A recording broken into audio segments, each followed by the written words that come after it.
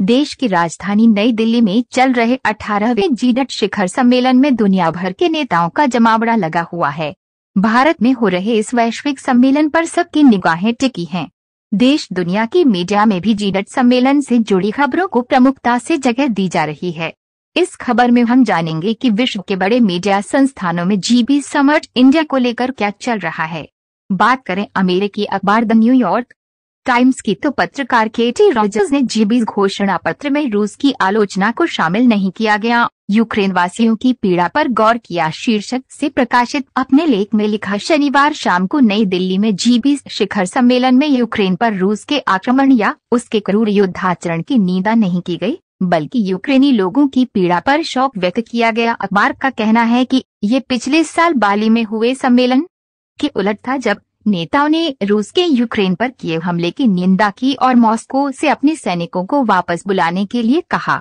एक और अमेरिकी अखबार वॉशिंगटन पोस्ट ने अपने लेख जी20 में बाइडेन ने भारत यूरोप को जोड़ने वाले महत्वाकांक्षी कॉरिडोर की घोषणा की में लिखा, राष्ट्रपति बाइडेन और कई अन्य विश्व नेताओं ने शनिवार दोपहर यहां एक नई रेल और शिपिंग कॉरिडोर योजना India middle east Europe economic corridor की घोषणा की, जो मध्य पूर्व के जरिए भारत और यूरोप को जोड़ेगा। अखबार ने लिखा कि इस महत्वाकांक्षी प्रस्ताव का उद्देश्य एक अस्थिर क्षेत्र को जोड़ना और चीन के बीच का मुकाबला करना है। चीन के अखबार ग्लोबल टाइम्स ने अपने लेख प्रमुख शक्तियों के बीच बढ़ते मतभेदों के बीच शिखर सम्मेलन आयोजित होने पर प्रधानमंत्री ली ने जी20 की एकजुटता और सहयोग का आह्वान किया नाम से प्रकाशित अपने लेख में लिखा, रूस यूक्रेन संघर्ष, वैश्विक आर्थिक सुधार, खाद्य संकट और जलवायु परिवर्तन जैसे मुद्दों पर प्रमुख शक्तियों के बीच बढ़ते मतभेदों के बीच दुनिया की 20 सबसे शक्तिशाली अर्थव्यवस्थाओं के नेता और प्रतिनिधि नई दिल्ली, भारत में एकत्र हुए हैं।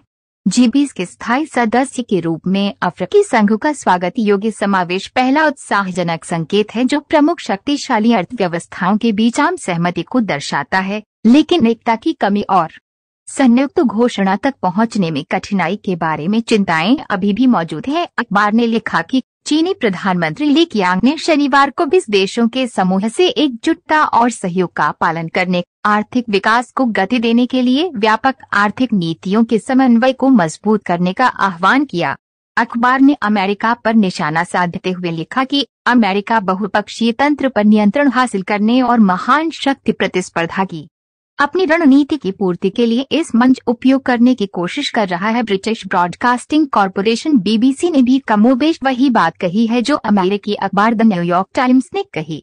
बीबीसी ने अपने आर्टिकल जी20 ने यूक्रेन में युद्ध पर अफसोस जताया लेकिन रूस पर आरोप लगाने से परहेज किया में लिखा, भारत में जी20 शिखर सम्मेलन में एक संयुक्त घोषणा पर सहमति बनी है, जिसमें यूक्रेन में युद्ध पर एक बयान भी शामिल है। 2 दिवसीय बैठक के पहले दिन जी20 नेताओं ने क्षेत्रीय लाभ के लिए बल के प्रयोग की निंदा की, लेकिन सीधे तौर पर रूस की आलोचना नहीं की। यूक्रेनी सरकार ने कहा कि इसमें गर्व करने लायक कुछ भी नहीं है। बीबीसी ने लिखा कि दिल्ली में शिखर सम्मेलन में जलवायु परिवर्तन और विकासशील देशों के ऋण बोझ सहित कई वैश्विक मुद्दों पर भी चर्चा हुई। पश्चिमी मीडिया ने की आलोचना तो रशिया टीवी ने दिया मुंह तोड़ जवाब। जी20 समिट को लेकर पश्चिमी मीडिया में नकारात्मक खबरें चली। इसका जवाब देते हुए रशिया टीवी ने कहा कि भारत शानदार तरीके से जी20 सम्मेलन आयोजित कर रहा है, लेकिन पश्चिमी मीडिया नेगेटिव खबरें ही दिखा रहा है। एक ओपिनियन में रशिया टीवी ने कहा कि गैर पश्चिम देशों के बारे में कुछ भी लिख देना आसान है क्योंकि वहां की मीडिया ने अपने कवरेज को सिर्फ नकारात्मक खबरों तक सीमित। इसी तरह से लेटेस्ट न्यूज सुनने के लिए दूरदृष्टि न्यूज चैनल को सब्सक्राइब करें तथा वीडियो को लाइक करें व अपने सभी दोस्तों को शेयर करें, जिससे सभी को जल्द से जल्द जानकारी प्राप्त हो सके। जय हिंद।